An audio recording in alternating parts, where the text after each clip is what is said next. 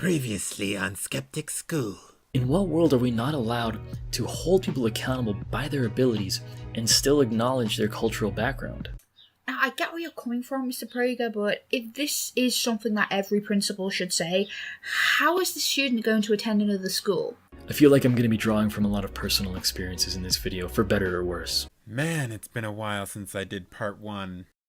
Howdy y'all, my name is Rational Outlaw. Today, I have part 2 of Skeptic School.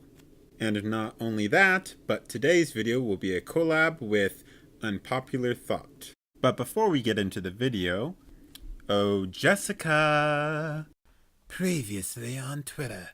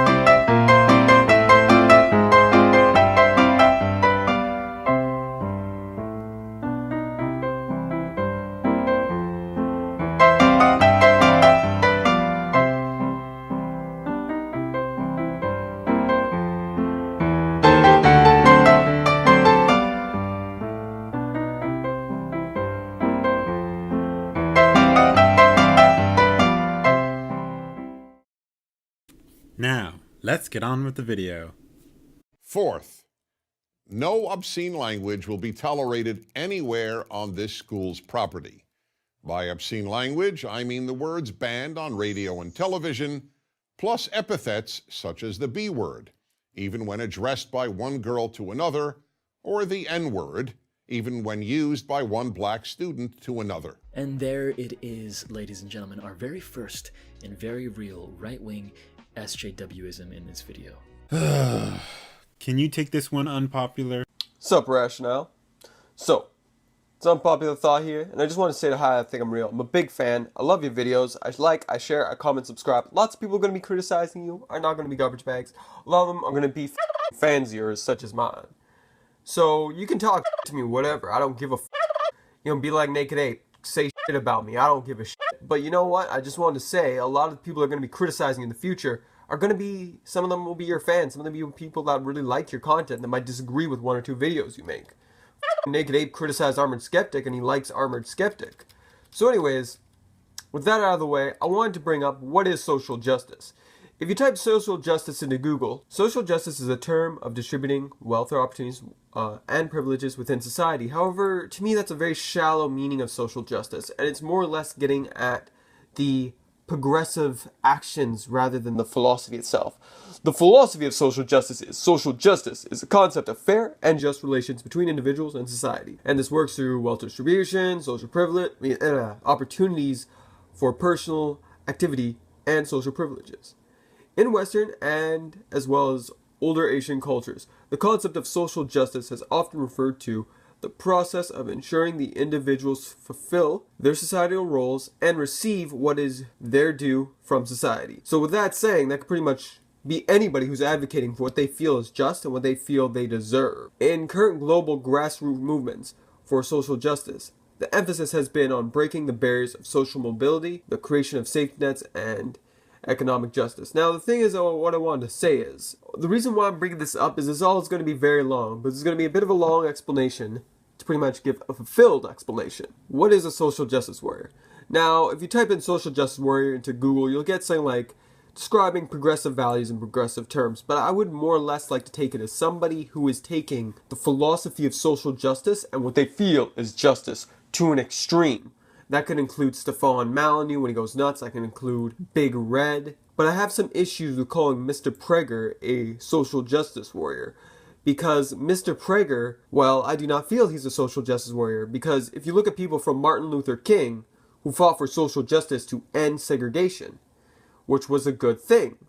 And then if you look at somebody like Big Red, who is using social justice to intimidate others for what she feels is just, And if you look at Mr. Prager, who's advocating for code of conducts within educational facilities, these are big differences, none to say the least. And I don't think we should overuse these terms. And I could get on to progressive and conservative are very subjective. And I'm just going to say that, like, what Saudi Arabia considers conservative isn't what America or Canada considers conservative. And, what Japan considers conservative, the Liberal Democrat Party, they've banned guns. But in America, it's conservative to not ban guns. So, with that being said, you can call anybody a social justice warrior.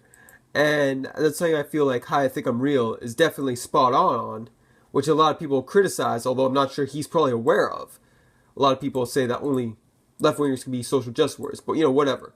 So, getting on. Modern day social justice warriors. So modern day social justice warriors, it's slowly sparked from progressive movements, because there are other things about social justice, such as institutional taxation, social insurance, public health, public school, public services, distribution of wealth, equal opportunity.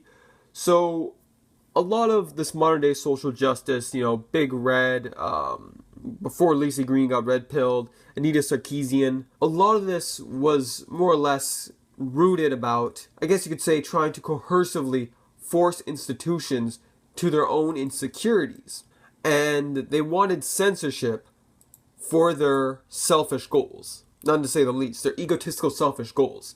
Now, you might feel the same with Mr. Prager. And to be honest, what Mr. Prager is doing, I'd say, is anything with freedom of association that sometimes can be playing that fine line between what is freedom of association, what is taking social justice too far. So, what is freedom of speech? Freedom of speech is the concept of an individual being able to voice their opinion publicly without fear of censorship or punishment. Freedom of association is the individual being able to associate voluntarily and join or leave a group, as well as that group being able to pursue its collective interest of its members. So the group can decide to not want to associate with you, and you can choose to associate with that group if you like them, and if that group doesn't like you, they don't have to associate with you. You all voluntarily choose to associate with each other. That is freedom of association. So, freedom of association. What can that refer to? Well, if I swear at my boss, if I call my boss here, my boss can say, hey, that's not acceptable here, you're fired. Is that infringing on my freedom of speech? Is he limiting what I can say at my work? Yes. But guess what? You cannot say whatever you want without consequences. Our political leaders, when they go to summits, they don't say whatever the they want, necessarily. Well, most of the time. And on the other side, when we go to work, when we go to school, when we're part of a collective, we have to be aware that we are a part of that collective's goal. And that collective, if we are not benefiting it, they have the right to not want us there. If I am disturbing class, and if I'm constantly talking in class, and my teacher decides to kick me out, is that infringing upon my freedom of speech? Yes. Does that teacher have the right? Absolutely. People are there to learn. And if I act as if I am entitled to say whatever I want, wherever I want, that is a problem. So freedom of speech and freedom of association often clash with each other. And on top of that, just like how teachers can parent kids, whether they're being grade 3 or grade 7 and grade 8, grade 9, they could treat children like children. Adults can too. Their parents can too. If you're going to say anybody who tries to control what somebody else says is a social justice warrior, then you have to call parents social justice warriors. You have to call employers social justice warriors. My mom and dad, if I can't just go up to the table and call my dad, a dirty son of a bitch. I can't say that to my mom. I can't swear at my mom. That is them trying to install values and culture within me. And that is very important within any country, within any family. And it creates good habits, not to swear too much when you're young. So when you get older, you don't get into the habit of always swearing like a sailor. So sometimes you can cut it. Because people always swear all the time. When kids, they have an issue not swearing when they're adults, when they're at a job or something. Is Mr. Prager's code of conduct and, as well as schools getting ready for their roles within countries. Schools get you ready for your role within a country.